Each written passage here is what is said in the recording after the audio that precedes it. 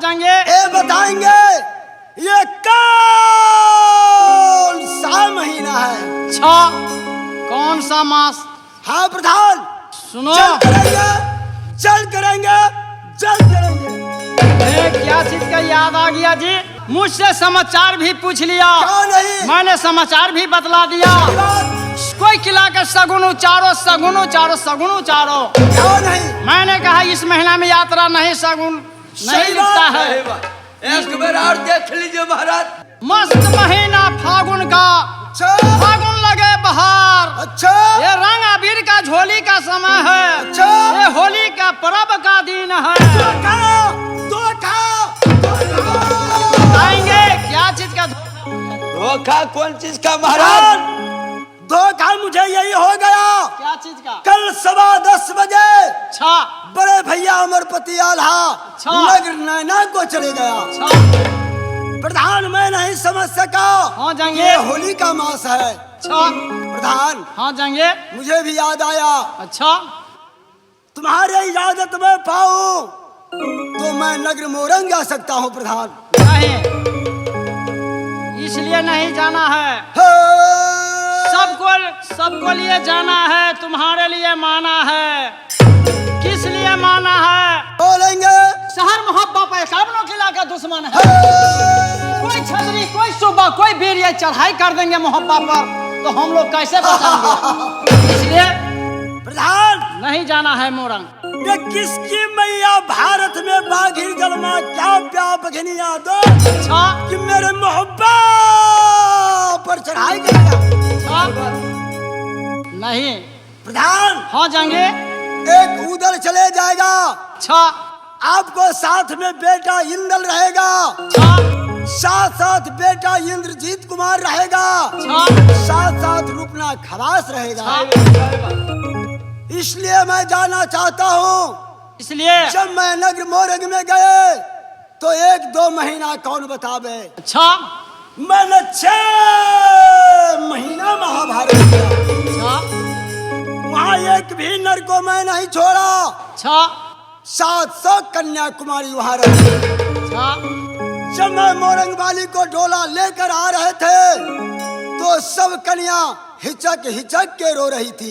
इसलिए प्रधान मैं लौट कर जब देखा तो कुल कन्या की आंखों में आंसू आ रही थी। अच्छा, मैंने उससे पूछ लिए कि कुल कन्या तू लोग किस लिए रोती हो?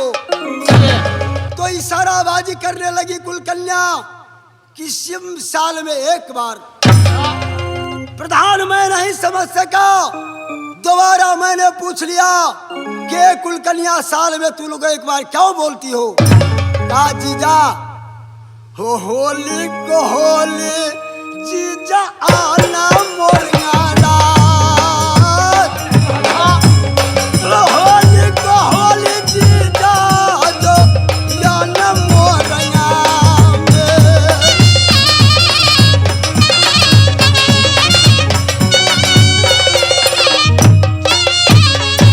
जीजा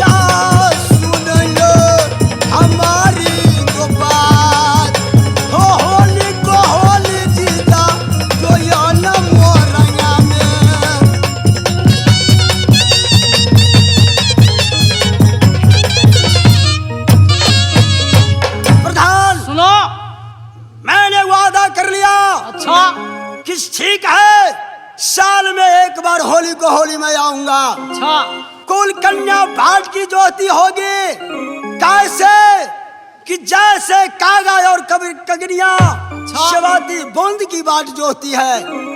रुआ से जपटिया कन्या ज्योति तो हो गया बस बाट जोहती कन्या होगी मोरंगा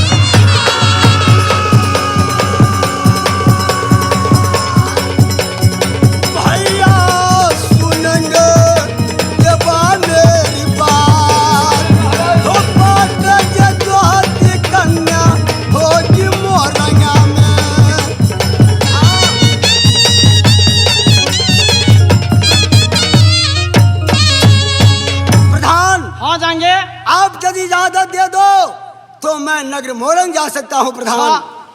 अब मानने वाला नहीं है। साली सरोजनी से तूने वादा कर लिया है। क्यों नहीं? अच्छा। क्यों नहीं? क्यों नहीं? ठीक है, आप नहीं मानिएगा तो आप जा सकते हैं, लेकिन सुनो। बोलेंगे? हे सुरता न भूलना हे मोहो बाहेरा। कभी नहीं भूलूंगा। हे सुरता न भूलना जोरी सहारा मोह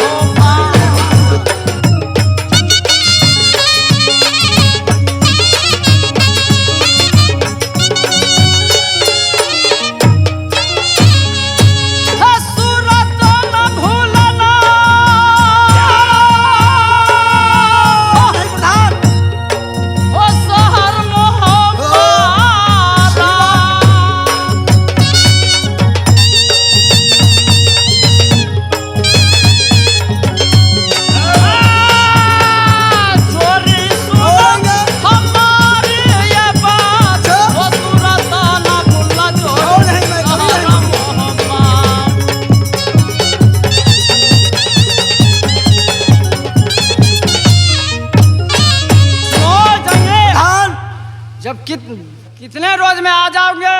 प्रधान, बड़े भैया 9 रोज को छुट्टी लेकर गया है। अच्छा। मैंने 7 रोज का छुट्टी लेकर जाता हूँ। अच्छा सुनो, मेरे ऊपर कोई आफत कोई काल जब पड़े देंगे तो हम यहाँ से फोन उठा देंगे। आप जल्दी चले आइएगा। सही बात। ठीक है, आप जा सकते हैं। प्रधान, तो आपकी साथ में मैं 2 बालक छोड़कर जा रहा हूँ। अच्छा। उस बालक पर थोड़ा ध्यान रखना। आज से आप राजा बन गया नगर मोहब्बा का। राजाओं का कर्तव्य क्या होता है कि सबको मिलकर चलना, सबको लेकर चलना।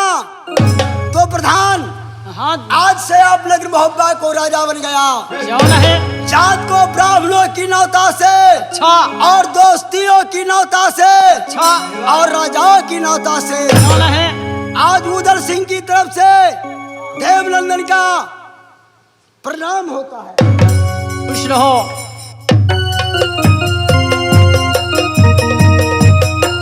मेरे बहादुरों, कहिए महाराज। सुनो, बोलिए। मेरा दोस्त उदल मुझसे आदेश लेकर के शहर मोरंग चला गया होली मनाने के लिए।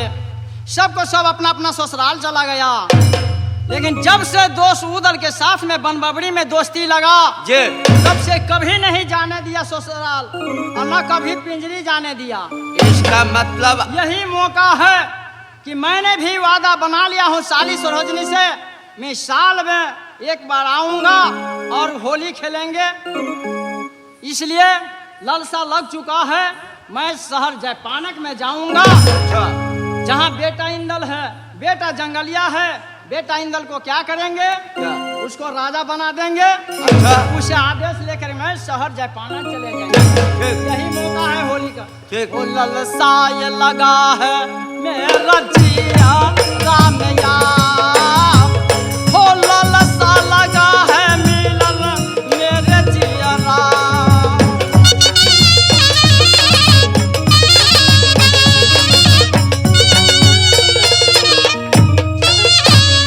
है रास्ता ये जोहता होगा है सालिए सर हो जानी।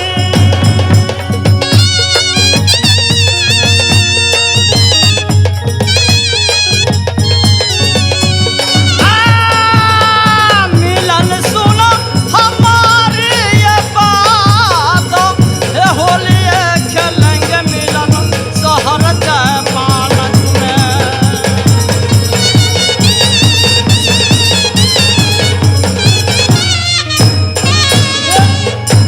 जाओ जहां महल के पास बैठे होंगे।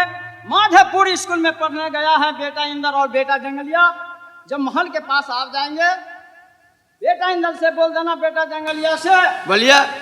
से बे आपको चाचा जी ने तुम्हें याद किया है। ठीक, ठीक। तो पिंजरी वाले ठीक जाकर बोल देना तुम्हें याद किया है। ठीक ठीक। इसके बुला के ले आओ।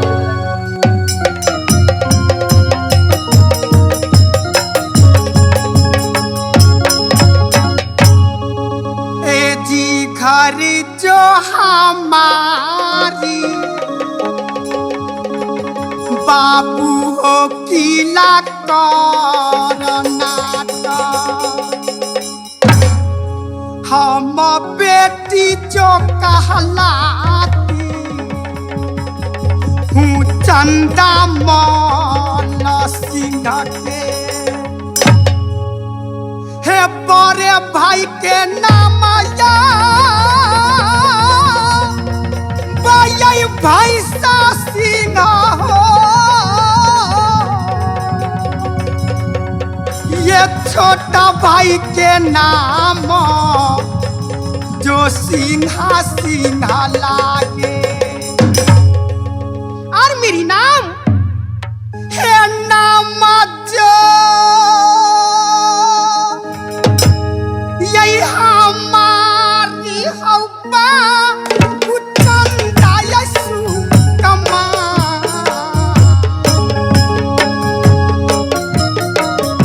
है नाम जो हमारी हो बाबू चंदा जो कुमार।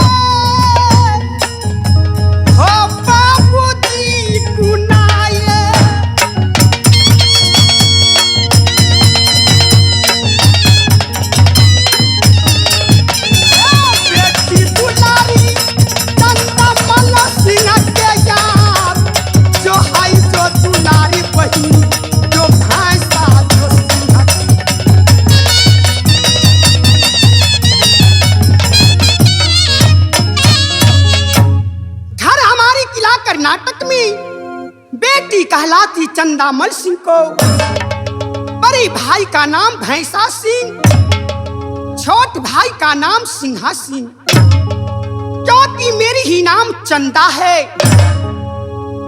जन्म से पहले पिताजी मर गए, सोई की घर में मां मर गई। बचपन से टुगरी में किला नटवर में हूँ। जब मैं बच्ची थी मेरे भैया भैंसा सिंह उंगली पकड़ के चलाना सिखाया। जब समय के साथ बढ़ता गया, जब 12 बरस की हो गई, अपनी सखी सहेली के साथ सप्ती मौनियां खेलने लगी। लेकिन इस समय मेरी 22 साल की उम्र बीती जा रही है। भैया भैंसा सिंह परम के चंडाल सीने की कठोर, ये नहीं जानते कि बहन चंदा कुमारी बैठी है। 1200 दुल्हा आया किला कर्नाटक में। 1200 दुल्हा को मेरे भैया जी सर जुदा करके मरबे में झुलाया। पवन सिंदूर मेरे लीलार पर चढ़ चुके।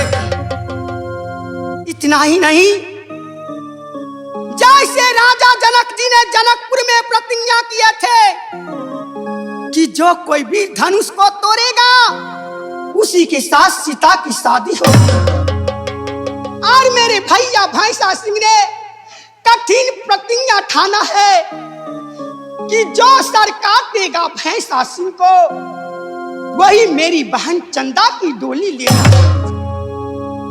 ऐसा बाटे जो शादी बाबू हो साबा के ये गौना, ये हमारा सा छोटी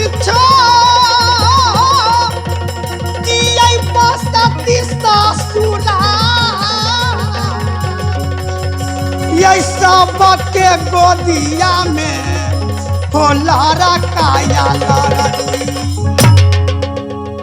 हो, लेकिन चंदाया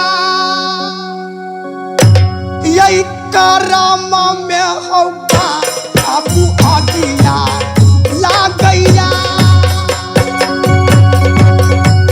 हे चंदा यही करम में होगा हे बजरा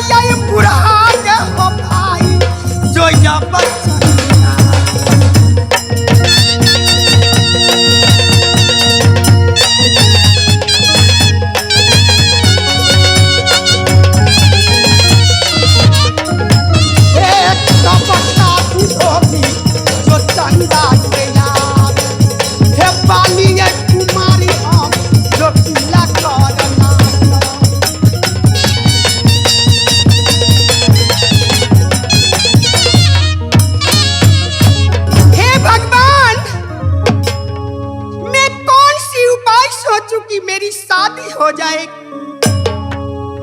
हो ये कमाना होती ये जहर माहुर खाई थी, हो ये कमाना होती है हम यही बुढ़ावा संगे जाती।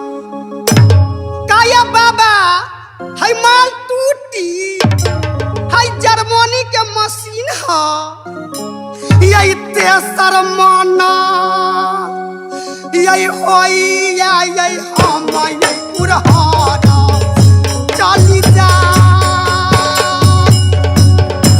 हे पागरी गिरा हम दे अपने भाई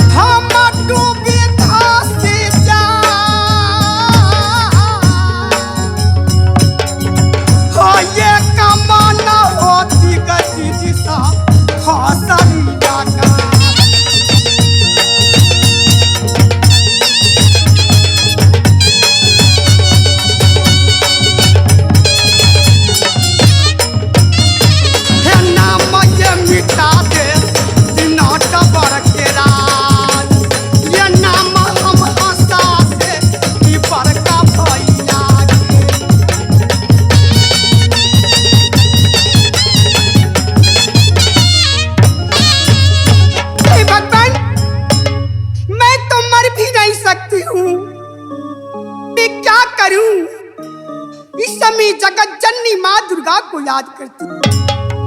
हे दर्शन दिखाओ जागत माया मेरी माँ,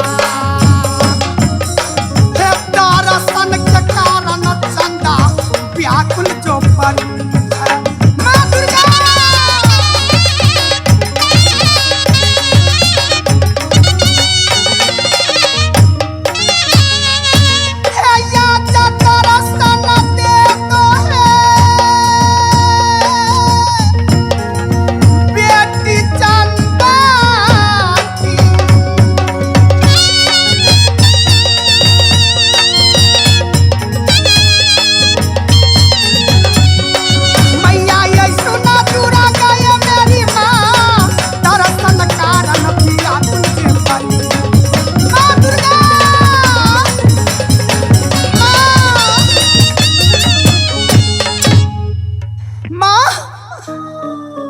मैया हे दुर्गा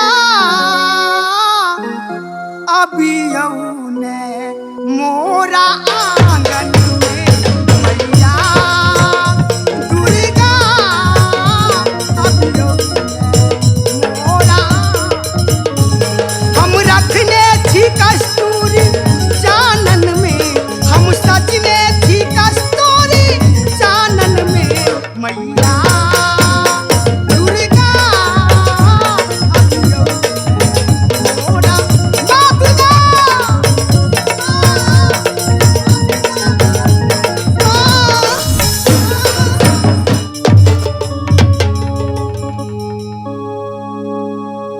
खुश रहो बेटी, जैसे उम्र बड़ी गंगा के, जैसे उम्र बेटी तोहर बड़े। बेटी बातें क्या है, मुझे किस लिए याद की है बेटी? माँ मैं बचपन से पूजा करती हूँ, आज पहले वचन दीजिए, इसके बाद में कुछ कहूंगी माँ। बेटी तुम्हें हुआ क्या बेटी? नहीं माँ, पहले वचन दीजिए।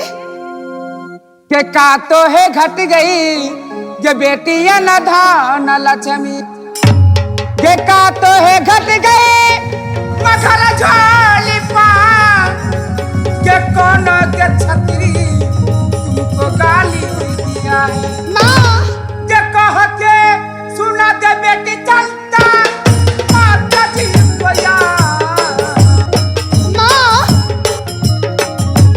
कह के सुना दे बेटी माता दुर्गा।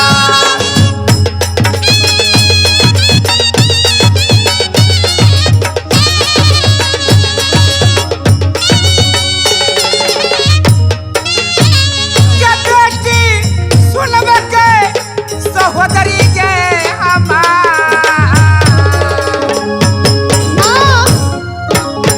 के कुशला सुना दे के बेटी सती दुर्गा के।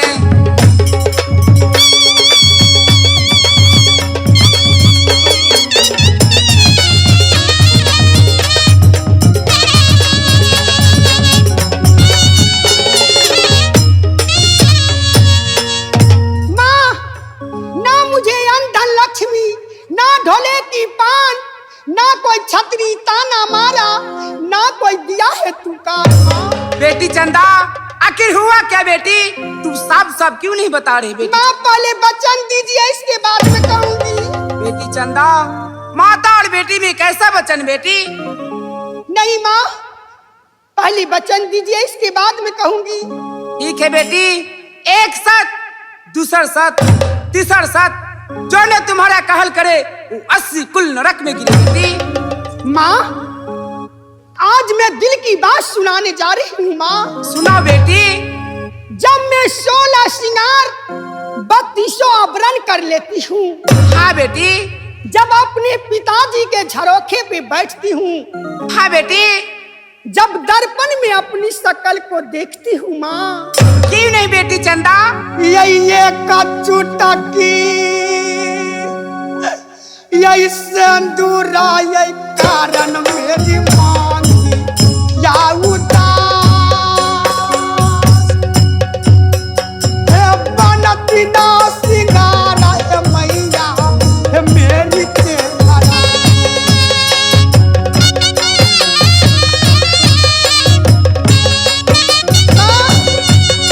बेटी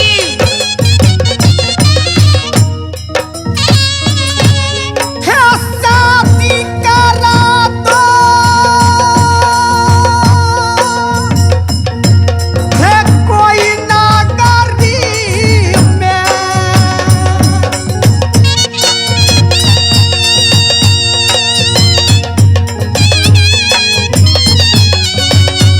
है बुढ़िया ये बन गए नाटवर के रात, नित दिन पूजा में करती माना पिया में।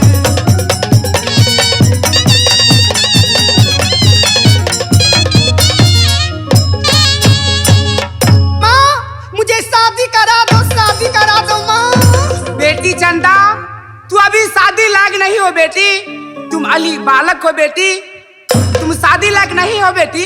क्या माँ मैं शादी लायक नहीं हूँ?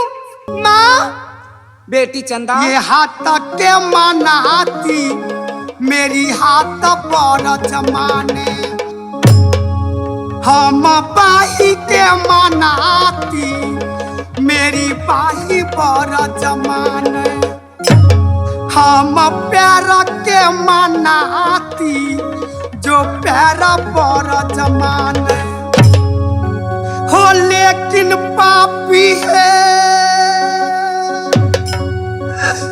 यही जापानिया न पतिया ये माना ती हमोर है पापी यही जापानिया मैया ये बात न माने।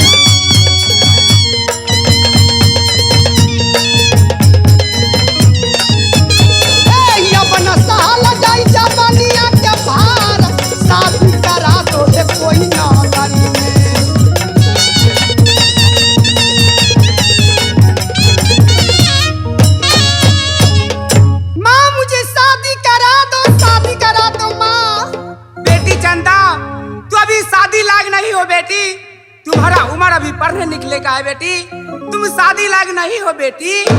माँ क्या मैं शादी लायक नहीं हूँ माँ? नहीं बेटी, अगर मेरी शादी नहीं हुई, आपने बच्चन बना के पीछे हट रही है, दुनिया वालों सब कहेगी जगत जननी माँ दुर्गा झूठी है, बच्चन बना के पीछे हट जाती है, दुनिया में कोई नहीं आपको पूजा करेगी।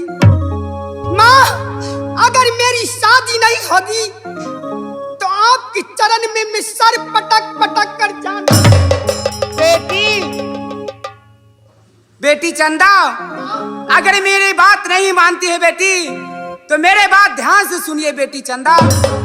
माँ एक छत्री के बेटी के नाते होके एक नट्टी के भेष पकड़ो बेटी, और अपना जादू से अपना बड़ा भाई को भैंसा बनाओ। जो भी वीर तुम्हारा भैंसा को पछाड़ देगा उसी के साथ तुम्हारा विवाह होगा बेटी, और 51 किला में भ्रमण करो बेटी, और बोगला बोगली मुर्गा मुर्गी पाल के अब गुजारा करो बेटी। क्या माँ मैं एक छतरी की बेटी हूँ और मैं एक जात की नट बख्खो बनूं माँ? हाँ बेटी, मैं अपने सहोदर भाई को भैंसा बनाऊंगी माँ। माँ अगर मैं नट्टी नहीं बनूंगी तो मेरी शादी नहीं होगी माँ। नहीं बेटी, बस एक ही उपाय है बेटी, बाकी कोई उपाय नहीं बेटी। तो ठीक है माँ, मैं अपनी शौक के कारण जरूर नट्टी बनूंगी, जरूर बनूंगी। के रहना होशियारी के बेटी नटबर में या रहना होशियारी के बेटी किला नटबर में।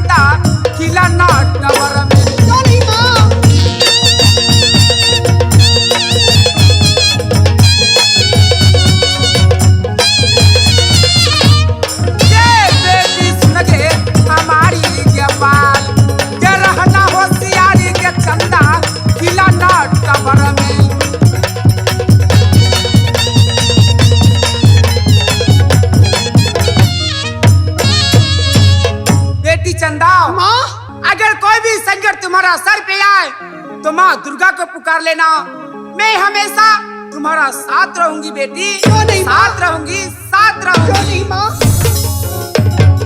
माँ माँ चली गई माँ, लेकिन माँ को जब मैं याद करूंगी जरूर दर्शन देगी। मैं इस समय जहां मेरे भैया सहोदर भैंसा सिंह गादी पे विराजमान है, मैं तंत्र मंत्र के साथ जा रही हूँ। और भैया जी को भैंसा बना लिया।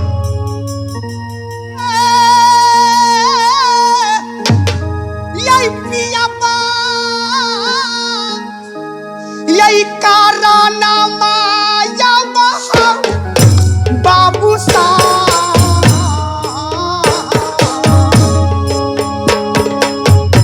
बनबैता हमना किनिया न हो बाबू साहब। ये पिया बा काराना माया नटनी हमका बनबा दा।